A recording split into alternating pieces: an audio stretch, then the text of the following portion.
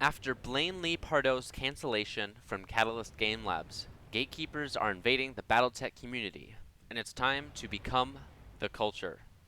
I'm the Infinite Dude. If you enjoy my videos, please like, comment, subscribe, and share the video on Twitter. Those external links are very helpful for the engagement and for the algorithm.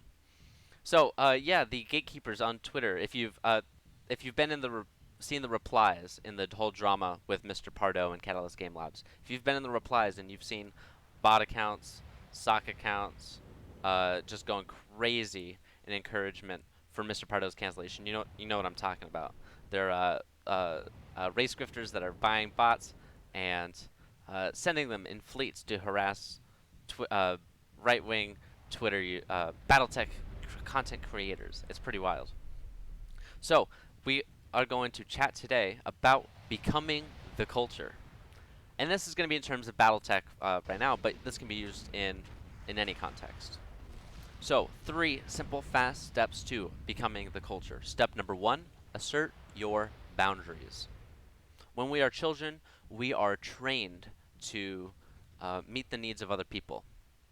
We are not all the time. Sometimes we can be conditioned by our parents to meet their needs instead of our own, and we are not given the opportunity to practice a really important question: what do you want? A lot of people today, when they're asked that question, they go, "Oh, I don't know. I could take just about anything right now." It's because we don't have practice asking that question. We The first step to asking the question is giving yourself permission. You say, "I may ask myself what I want." And that's it. You can be your own authority. You don't have to have one above you, though that can help. What do I want? Once you practice, you'll start at that point of having, "Oh, I don't know." It'll just be anything. But you'll keep asking yourself that question, and you'll start to form ideas in response to it.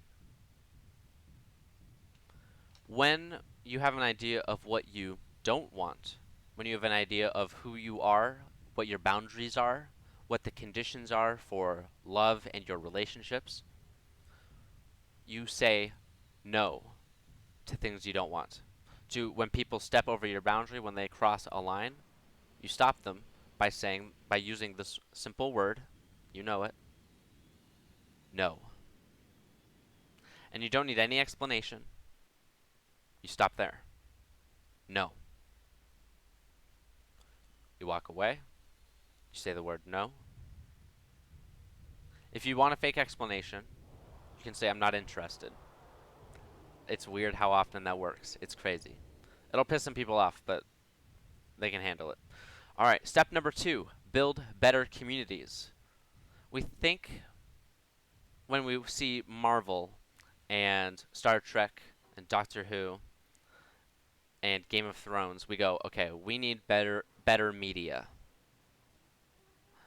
We need better storytellers in the cultural institutions, right? I'm skeptical that what we need is better media, because our media is pretty good on all fronts, like everyone. Even these like simple little low quality webcam little things like this, what I'm doing right here, where I'm just in my room with the webcam in front of me, talking into a microphone.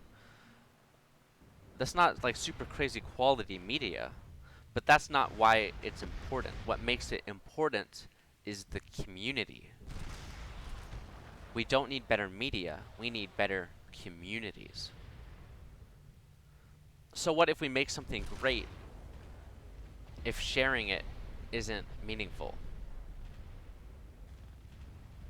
Would you rather make something that appeals to a mass audience, or something that is meaningful to a select few individuals, and it might be one of the most important stories they've ever heard? It could change their life. See, that's an easy choice for me. I don't know. I'm sure I've chosen the former before, but anyway. Step number 3, publish your work. I have a list. I'm going down here. Publish your work. So I say we don't need better media, but that doesn't mean don't make media, right? Or work in general. The work is sanctimonious,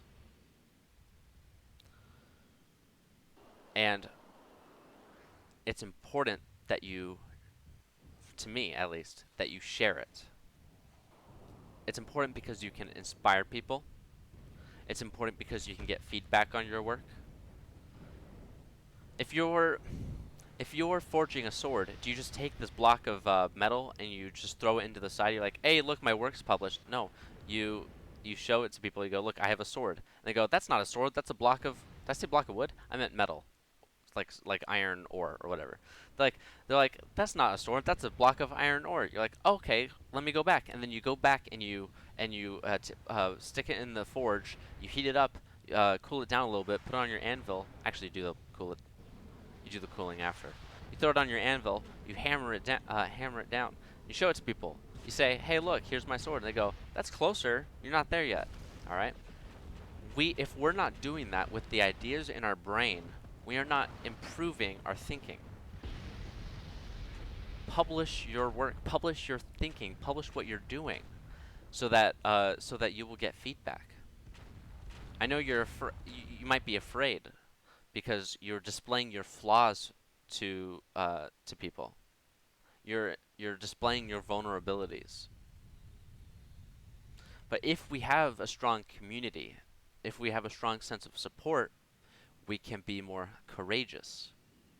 The sense of reward uh, uh, might psychologically improve as an option because the consequences might not be so dire because we can deal with them, we can manage them better. Ask yourself sometime if you're thinking I'm going to stop myself from publishing. Ask yourself, what is the worst that can happen?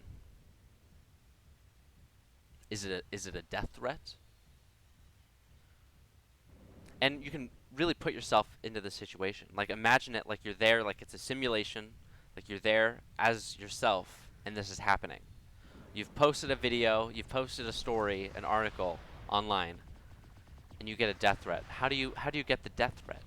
Does it arrive on your doorstep or just in the mail or on the phone? What does the death threat say? How does it how is it threatening you? How does it make you feel? Are you catastrophizing in your brain? Is this a cognitive distortion? Are hard conversations, scary conversations worth it? Are they more important than do we choose those over conflict avoidance? What does a death threat tell us about what we're doing? It tells us, at least it tells me. I'm just going to answer that question. It tells me that that what I'm doing is scaring someone, and they're so much so that they're threatening violence towards me. I'm doing something that is so important and disagreeable to them that they're going to threaten violence and break the law doing so, right? So that's powerful. So if you have a stick of dynamite, know how you're using it, and don't be afraid to use it. People will help you. All right, that's the 3 steps to becoming the culture. Once again, I'm the Infinite Dude. If you enjoyed this, please like, comment, subscribe. Thanks for watching. Have a good one.